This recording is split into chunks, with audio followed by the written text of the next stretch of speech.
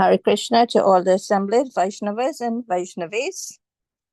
Om Namo Bhagavate Vasudevaya.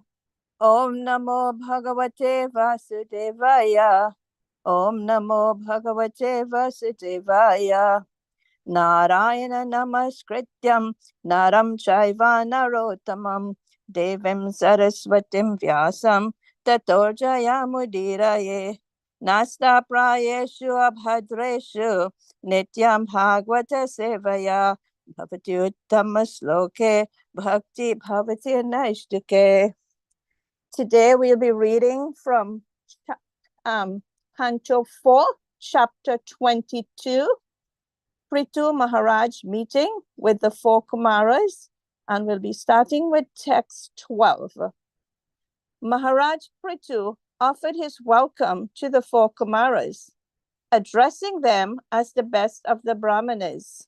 He welcomed them, saying, "From the beginning of your birth, you strictly observed the vows of celibacy, and although you experience in the path of liberation, you are keeping yourself just like small children." Text 13. Prithu Maharaj inquired from the sages about persons entangled in this dangerous material existence because of their previous actions. Could such persons whose only aim is sense gratification be blessed by any good fortune? Text 14. Prithu Maharaj continued, "My dear sirs, there is no need to ask about your good and bad fortune because you're always absorbed in spiritual bliss. The mental concoction of the auspicious and inauspicious does not exist in you." Text 15.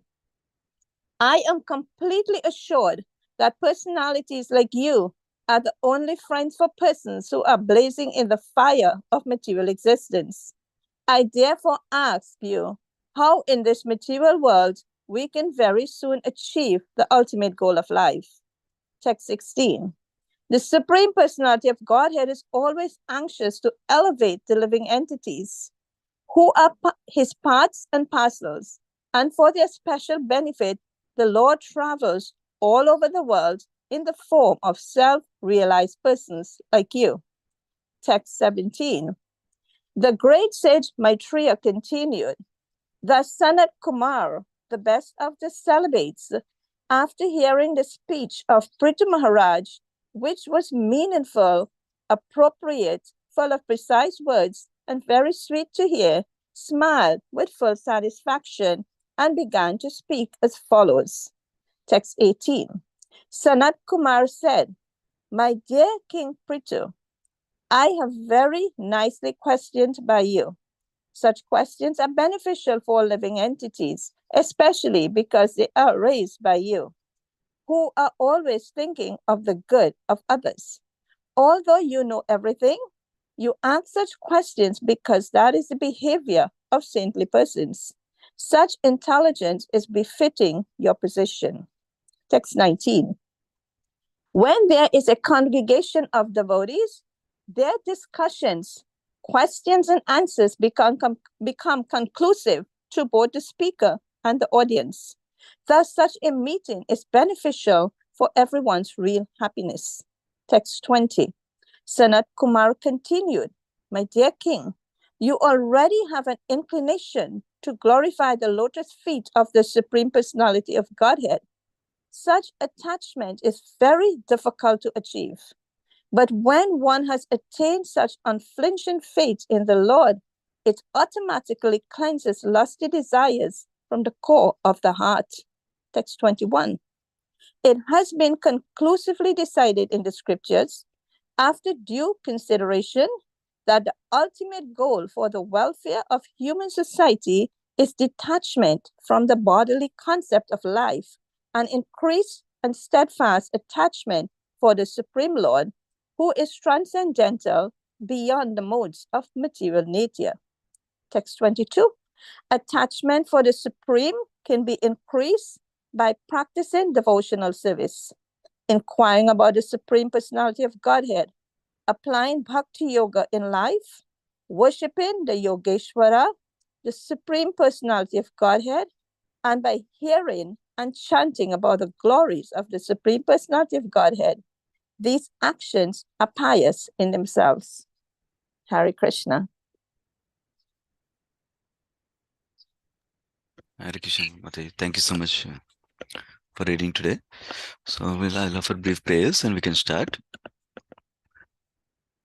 Om Ajnanatimirandasya Jnananjana Shalakaya Chakshurunmlitam Yena Tasmai Shri Gurave Namaha Namam Vishnupadaya Krishna Prasthaya Bhutale Srimate Bhaktivedanta Swami Nityanamine Namaste Saraswati Deve Gauravani Pracharine Nirvishesha Shunyavadi Paschatya Desatarini Jai Shri Krishna Chaitanya Prabhu Nityananda Sri Advaita Gadadhara Sri Vasadi Gaura Bhakta Hare Krishna, Krishna Krishna, Hare Hare, Hare Rama, Rama Rama, Hare Hare.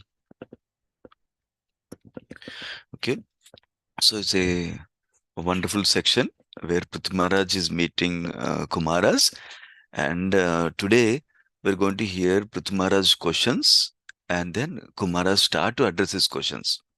So, as you know, the context overall is that Prithvi Maharaj stopped the 100th sacrifice on the request of Lord Brahma when Indra was trying to do nefarious things of taking the horse by coming in the guise of a sannyasa with the dress like that, right? So then Lord Vishnu was very pleased with him, and Lord Vishnu came personally, and Prithvi Maharaj offered prayers and to Lord Vishnu, and then finally Prithvi Maharaj went back to his kingdom. And in the previous chapter, we saw how, I think this chapter only, we saw how Prithvi Maharaj was welcomed by the citizens of the kingdom. And we heard the discussion between Prithvi Maharaj and citizens, how Prithvi Maharaj gave the instructions to the citizens, and citizens praised or appreciated, glorified Prithvi Maharaj like that. After that, after this conversation between Prithvi Maharaj and the citizens, now Kumaras show up at the place finally. So when Kumaras come, in the last section of this chapter, that is the first section of this chapter, we heard how Prithvi Maharaj received Kumaras wonderfully. And this is one of the common theme in Srimad Bhagavatam about receiving the sadhus. So we heard wonderful instructions how to receive the sadhu with gratefulness, with eagerness, with affection, and give them according to our appropriate means we have, respect them and give them appropriate facilities. That's what we heard. Of course, one of the important things in association sadhus is more than this culture of respect, gratitude, and service. One of the important aspect in associating with sadhu is inquiring from them. Inquiring about what? Inquiring about not material things, but inquiring about spiritual subject matter. So that's what we saw. We'll see in this section. Prithvi Maharaj is inquiring from 4 Kumaras. So that's an important lesson we can learn, that whenever we meet sadhu, we should situate in gratefulness, not that they're coming here to get something from me. Uh, we should feel that I am grateful. I got the opportunity to serve them. I got the opportunity to hear from them. I got the opportunity to see them. I got the opportunity to associate with them. Like that, we should be situated in gratitude. Not that, oh, he's coming because he doesn't have any other place to go, or he is coming so that we can give food to him. Not like that. Because sadhu's purpose we learned in the first section is they want to enlighten us. They want to serve us in our ultimate general journey towards Supreme Lord. That is their purpose. They're not looking for something for themselves. So that is the attitude is important, because mood and attitude is more important than what we do, what we don't do. So then with that attitude, you should also take benefit of the sadhu association by asking questions or by hearing when others are discussing questions with the sadhu also, unless it's a personal questions they want to ask sometimes. So that's the overall context. With that, remembering that, let me share my screen also so we can go to the some other verses we can see. So we're starting from text 12, where Prithvi Maharaj offered welcome. Let me go to my book also here. Yeah. So Prithumara offered his welcome to the four Kumaras and he addressed them as best of the Brahmanas. Specifically, Vijaya Shrestha, its word is used. Let me change the view to, how do you change that fellow? Yeah, let me see. Was text, synonyms, translation, purport. Okay, I don't need, Devanagari, I don't need. Okay, good. So, Vijaya Shrestha, the best of the Brahmanas. That's how he addressed him, number one. That what Prabhupada, Srila Prabhupada explains, who is the best of the Brahmanas? Actually, best of the Brahmanas is somebody who is a Vaishnava. That is the best of the Brahmanas, Prabhupada emphasizes in the purport. The question is not whether Kumaras are already Vaishnavas by now or not. That's not the most important. Prabhupada is giving the principle for us that whenever we meet Vaishnavas, we need to give them all respect and receive them properly. That is the point Prabhupada is making in the purport. Um, because we know from even first canto, Vaishnavas are already Brahmanas. Because Vaishnavas already have Brahman, knowledge of Brahman. Not only that, they know personal form of the Lord, Bhagavan feature of the Supreme Lord, and they engage in devotional service like that. So that is one aspect Prabhupada emphasizes in the purport. Second aspect Prabhupada emphasizes in the purport is how Prithvi Maharaj is talking about how from the beginning of your birth, you strictly observe the vows of celibacy. So that is glorifying them for that quality that they have. That means they maintain the celibacy from the childhood, from the birth, from the time of birth itself. So that portion, Prabhupada is emphasizing the purport. That is why the Kumaras remain purposeful as children. So that way, they want to be safe, not sorry. Safe means when they grow up, youth will come, and then you in the youth senses may get disturbed, and may distract them from celibacy. They didn't want any chance of like that. So that's why they wanted to stay as children all along like that. So what can we learn from this? What we can learn from this is we also try to be safe instead of becoming sorry, instead of taking unnecessary risks. We try to be safe in practicing our devotion service. That means we don't take the risk of falling down from devotion service. We don't take the risk of not being able to follow the vows. We don't take the risk of uh, getting into sense gratification more and more like that. So that's also like no gambling, the principle that we follow. That means don't take extra risks that will affect our devotional service or bhakti. So that is one thing we can learn from this Kumara's example personally. So, and the third aspect Prabhupada writes in the purport is how Vaishnavas, if somebody is a Vaishnava now, irrespective of which family they were born, irrespective of what they were doing in the beginning before they became Vaishnava, we don't worry about that. We respect them as proper Vaishnavas now. That is a principle also. Whether they're, whatever their background, we don't care much. That is the principle Prabhupada is sharing in the purport also. In terms of birth, we should not consider them like that. Now going to text 39. In this verse, Prithvi Maharaj is starting his inquiry, his questions now. So he says, uh, Prithvi Maharaj is inquiring about whom? About persons entangled in dangerous material existence. That is, persons entangled in material world. How they are entangled? Because of their previous actions. That means previous karma. Because all of us, based on the past karma that we did, we have certain proclivity, certain tendencies. We want to do certain things. Naturally, we want to do certain things like that. That will get us into trouble. Because if we have done lot of enjoyment in the past, then we feel like doing enjoyment, sense enjoyment now, like that. And because of that, we get into more and more misery, as we see with this section also, very well with this section coming in this section also. So, so such persons are entangled in their actions by the previous actions, number one. And what is their characteristic of such persons? Their only aim is sense gratification, not one of the aims. Their only aim is to enjoy life. That's all, with senses. So, how can such persons who are only trying to enjoy sense gratification, how can they get any good fortune? Like that is asking. So, Sanskrit verse is Indriyartha Vedinam. That means their only aim is sense gratification. That is their ultimate goal in life for them. So, how can that persons have any kind of good fortune? And in the verse, such persons are defined as described as fallen people, Patitana. This is significant. Those who are engaged in sense gratification, their consciousness goes lower like that. And because of that, they're falling down from the original position of constitutional position of being a servant of Krishna. Whereas if somebody is engaging in devotional service away from sense gratification, then they're getting elevated instead.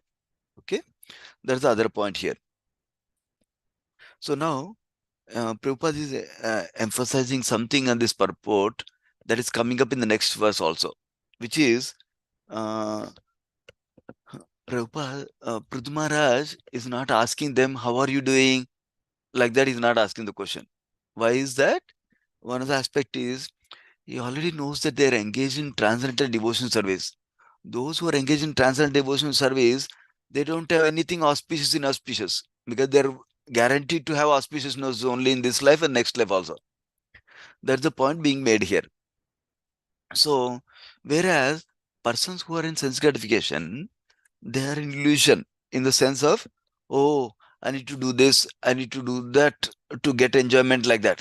So for them, this is auspicious thing because this gives enjoyment. This is inauspicious thing because this gives suffering like that. Whereas for transcendentalist, they don't care of material enjoyment, material happiness, material distress like that. They care about spiritual progress, spiritual happiness ultimately. So that's one point Prabhupada is making the purport. That is elaborated in the next verse also. Another important point Prabhupada makes in the purport is, actually, Prabhupada explains in this section two ways. One is Prithu Maharaj is asking for the benefit of others. That is one thread Prabhupada explains. Second thread Prabhupada explains is, actually Prithu Maharaj was a Grihastha and also Prithu Maharaj was a king. So when somebody is in a Grihastha life, naturally they were very close to sense gratification, number one. Number two, Prithu Maharaj being king, Kshatriyas are allowed to engage in the four sinful activities that we know: illicit sex, gambling, meat eating, and intoxication, like that Prabhupada writes in the purport. So some examples Prabhupada writes in the purport. One is, when a Kshatriya is invited by somebody to do gambling, they cannot say no. That's one thing he describes. And he describes the Pandavas example also. Another thing he describes is, Kshatriyas need to fight with animals in the forest, cruel animals in the forest, to keep their brave it to keep being brave. Whenever they need to fight in the kingdom, for the battle comes, they need to be brave. Not that, oh my God, how do you go and attack enemy? They should not become fearful and not brave anymore. So for that purpose, they go to the forest and they challenge cruel animals and then fight with them like that. So that's how they're keeping their skill intact. So that is the purpose they're attacking animals for a purpose, not unnecessarily for their own sense gratification like that. Because they're doing this kind of sinful activities, in one sense they're not sinful because they're doing it for their occupation, which is, as a king they need to protect the citizens. But in one sense they're also called sinful activities, four pillars of sinful activity we call them, right? So that's why King Kshatri Prithu Maharaj is asking the question like that. Prabhupada explains here. But the uh, Prabhupada also emphasizes, but when we change to devotional service and we act in devotional service, then there's no more fallen condition, there's no more auspicious, inauspicious, materially, like that, Prabhupada explains. So now going to the next verse, text 14. In this, Prithu Maharaj is continuing to ask, actually, there's no need to ask about good fortune and bad fortune about you. Why? Because you're always absorbed in spiritual bliss. That's the point. So Prabhupada emphasizes, but somebody is already in spiritually engaged in devotion service of Lord, then there's no question of inauspiciousness coming from them. That's why there's no need to ask like that. So somebody might get a doubt. Okay, so that means when we meet devotees, are we not supposed to ask, how are you? How is your health? How are your children? Like that? So this talking about Paramahamsa devotees and the pure devotees primarily. So because they are perfectly situated in devotion service, for them, there's no distress at all. Even if they have material health problem, they're still situated above the material problem because they're transcendental to those material problems. For that, it's this saying that we don't need to ask like that. Number one. Number two, even for them, we can ask minimally as a social courtesy to understand how is your health like that, not how you are doing like that. They'll be doing good always, but their health may not be good because currently they are in this body currently. So we can always ask our spiritual master, how is your health? If we have that relationship like that, of course, that is important. Yeah. Then that is one more nuances to the spiritual culture and etiquette. But important point is we don't spend lot of time in that subject matter. We spend more important association, that time, limited time we get in inquiring about how we can grow in spiritual life, how we can assist others to grow in spiritual life. That is the important thing, focus of our discussion, the primary focus of discussion with elevated personalities like that. Yeah. And even if our peer devotees, even though they're not paramhamsas, we don't spend all the time about how you're doing in the office, how I'm doing in my office. That's not the main purpose. That may be important sometimes to keep up the relationship, to understand each other, to understand each other's context and situation. That may be important also. But the main amount of time and effort and energy is spent on discussing spiritual subject matter, how you are doing in spiritual life, what is your latest inspiration, what is your latest realizations, what are you reading currently, what are you hearing currently, um, and we can also be ready to share because moment we ask what you're reading, what you're hearing, what your realization, they will ask us back. That means we also need to regularly read, regularly hear, so we have some realization to share also. Because unless we read and hear regularly, unless we're practicing devotional service, unless we're applying what we are hearing and reading, we don't get realizations. So it's important for us also to apply what we are hearing and reading in our life so that we can get realizations. So that's another important fact we can learn, a lesson we can learn from this verse basically. Going to the next verse. In this verse, uh, he's saying, Prithvi Maharaj is glorifying Kumaras. He's saying, I'm completely assured that you are Suhruda, you are friend of all persons. Persons, which kind of persons? Persons who are blazing in the fire of material existence. Because you asked the question about them, right? Those who are entangled in material life, can they get any good fortune at all? Like that he asked, right? So he's asking, you're actually friends of all such persons. That's why I'm asking you, how in this material world, we can very soon achieve the ultimate goal of life. He's including himself in those people who are entangled. In reality, he is actually elevated. He is Sektavash Avatara. But he's including them out of his humility, asking on behalf of those people also. And he's saying, how can we very soon achieve the ultimate goal of life? That is a very important question. So Prabhupada writes in the purport also that saintly persons are going to others' homes only to give real information of what is auspicious, real information about devotion service only. So when we meet such saintly person, we should immediately inquire from them how to get relief from material sufferings, how to get, what is the ultimate goal of life, how can we achieve the ultimate goal of life, how can we progress in the ultimate goal of life. That's where we need to focus in our discussion. That's what Prabhupada emphasizes in the purport also. So, and Prabhupada gives a solution already. Actually, solution is coming in few more verses.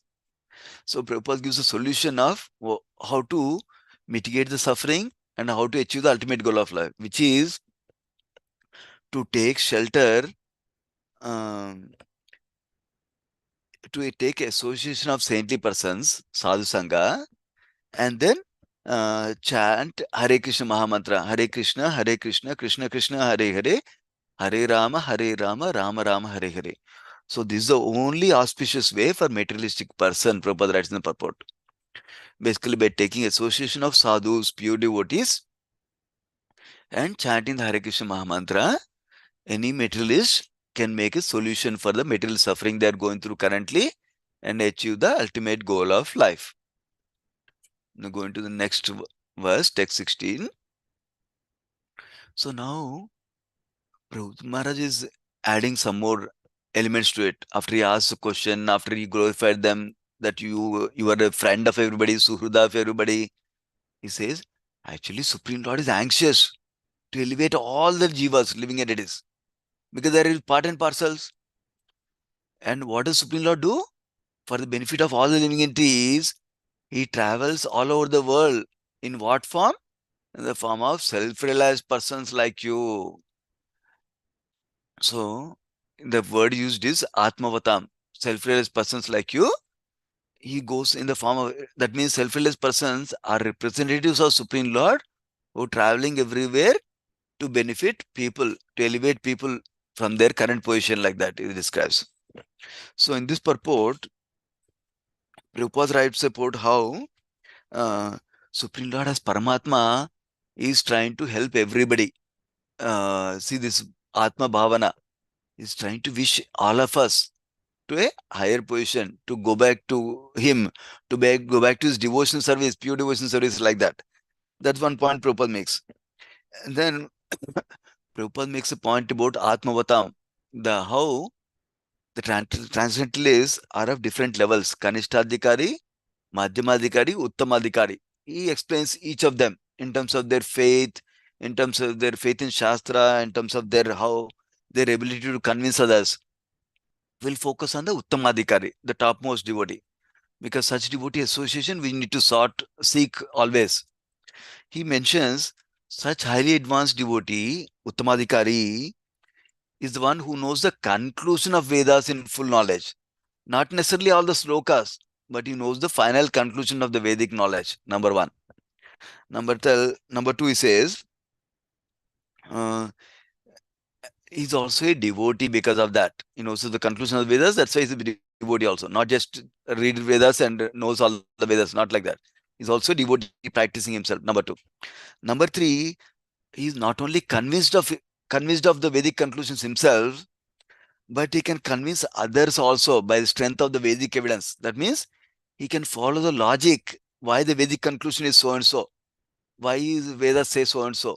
What is the conclusion? Logically, how we can conclude like that? Because he is clear on the conclusion logically, he can convince others also logically. The final conclusion of Vedas, like that. So, and such a person, he preaches the glories of the Supreme Lord always, everywhere, to everyone, like that is describing. So then, he's the representative of Supreme Lord. He doesn't become Supreme Lord, but is a representative of Supreme Lord. So we respect him as such, like that is describing. So it's glorifying that self-realized persons are representatives of Supreme Lord, especially Vaishnavas. So going to the next verse, Maitreya is describing how Sanat Kumara was appreciating Prithu Maharaj.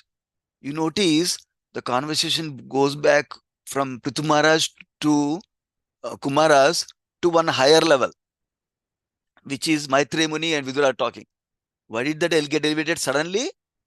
Because Maitreya Muni is appreciating how Sanat Kumar is feeling.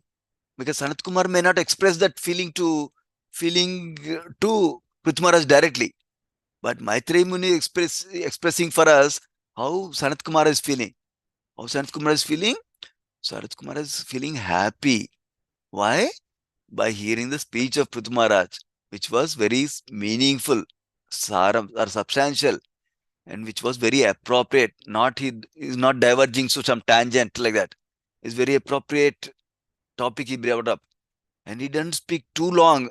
He just speaks minimal. That means when we associate with sadhu, we give them opportunity to speak more. Not that we tell them whole story for half an hour and then ask a question for 1 minute. What is the question? We we speak minimal so that we get an opportunity to hear from the sadhu. And then he spoke sweetly. That's the adjectives. Because of that, Sanat Kumara was pleased with him and is smiling with full satisfaction, and he started to begin speaking like that is described. So now text 18. In text 18, Sanat Kumara is responding back to Prithu Maharaj now. How is he responding back? He's saying, you nicely questioned me, and your questions are beneficial for all living entities, especially because it's raised by you who are always thinking about others. So this is a good quality of saintly persons. They're thinking about others. That's why they're asking questions on behalf of others also. So one other point Prabhupada makes in the purport is they're beneficial. These questions are not only beneficial for the person who is asking, actually they're beneficial for the person who is answering also. How is that? Two ways. One is because it's giving an opportunity for them to speak Krishna Kada, number one. Number two, because these discussions will make it clear concepts for the speaker also sometimes. That's other thing also is describing. Of course, for elevated Vaishnava is all they're already clear. But for others, like us, when we're in a discussion between devotees, actually we benefit from each other's angles of vision, looking at it. And then we can benefit from each other like that. That's why we participate in discussion of Krishna Kada. Not just we reading ourselves, hearing ourselves, that will get some benefit for sure. But we discuss from different angles of vision, we'll benefit even more like that. That's the other point that's coming out of this verse. Going to 19th verse. So that's what is being highlighted by this actually. When there's a congregation of devotees, their discussions, questions and answers become conclusive to both speaker and audience. That's the point I was describing earlier. That is benefit speaker also. And also such a meeting is beneficial for everyone's real happiness. Because sometimes when a speaker makes a point, then when one of the audience has a question, when they ask the question, we'll understand the statement from the speaker properly now. Because there are certain nuances that we can understand this way, we can understand this way, they understand this way.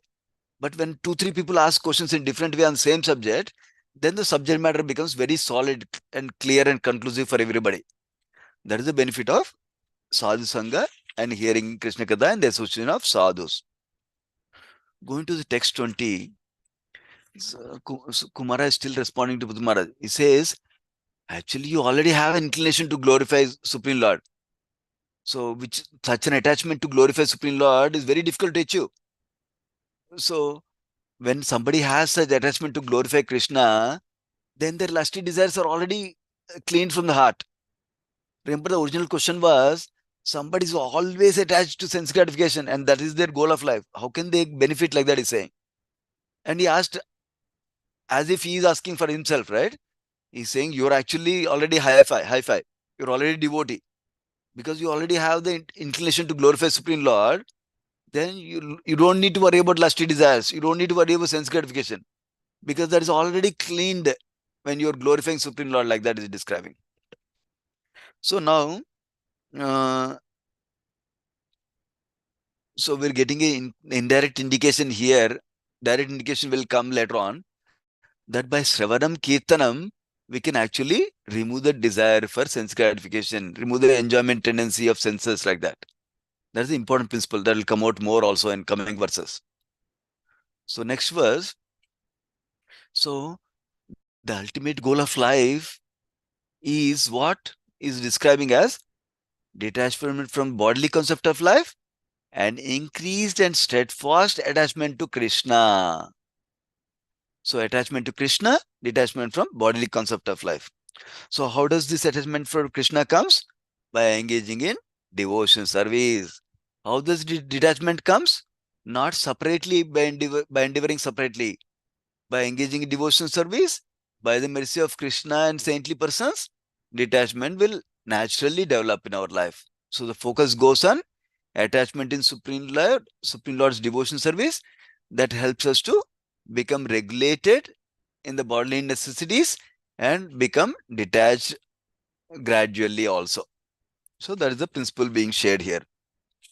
So we know from Bhagavad also, by higher taste and by engaging in our senses in Krishna's service, by engaging mind in Krishna's service, then naturally we'll get detachment from bodily sense enjoyment tendencies like that. So the last verse for today, 22nd verse. So he's describing, in the previous verse he said, we need to develop, ultimate goal of life is to detach from bodily concept of life and develop attachment to Krishna. How does attachment to Krishna come? By practicing bhakti, devotion service, and by inquiring about Supreme Lord, and by applying bhakti yoga in one's life, by worshipping the Supreme Lord, and by hearing and chanting Shravanam Kirtanam. So basically, by engaging in the 9 process of devotion service, we can develop attachment to Krishna. Out of them, the topmost things are chanting and hearing about the Supreme Lord. That is the conclusion for this section. He will glorify more in the coming verses, but essentially what we are learning today is that by engaging in devotion service with the guidance of pure devotees, starting with hearing and chanting, we can develop attachment to Krishna, and then we can develop detachment from bodily concept of life, detachment from sense gratification. So this is the ultimate goal of life, to develop attachment to Krishna. That's what we heard today. Yeah. And that's so we can become free from entanglement of this cycle of birth and death also. Yeah. More coming up in the next verses. We'll pause here. Srimad Bhagavatam ki jai, Srila Prabhupada ki jai.